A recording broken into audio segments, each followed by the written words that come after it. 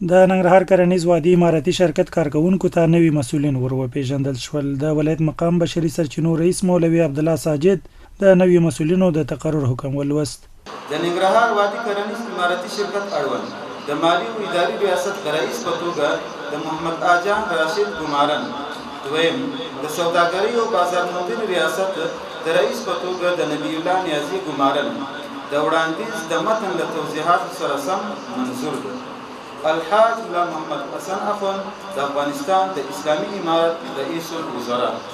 د ننګرهار کرنیز وادي اماراتي شرکت رئیس سید محمد نعیم محمدي نوي مسؤلینو ته د مبارکۍ ترڅنګ په کارونو کې د بریا هیله وکړه. نوموړي تغییر او تبدیل یې وسلو بالا او زیاته کړه.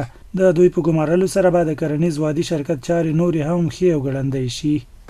دوه نفره رئیس صاحبان موږ ته مقرر شوي دي چې هر یو محمد آجان راشد په مالی او اداري چارو کې او محترم ورور نبی الله نیازي صاحب د سوداګرۍ او بازارموندنې په بخش کې مقرر شوي وه او سره درې نه زیات امیر صاحبان د مختلفو ادارو امیر صاحبان وو، نو د هغه معرفي غونډه وه.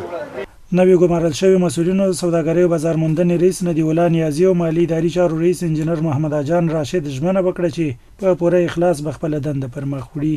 د معلوماتو له مخې ننګرهار کرنیز وادي اماراتي شرکت اوس مهال د 4 ریاستونو او 15 امریتونو په درلودلو سره شاوخوا 200 تنه تشکیل لري.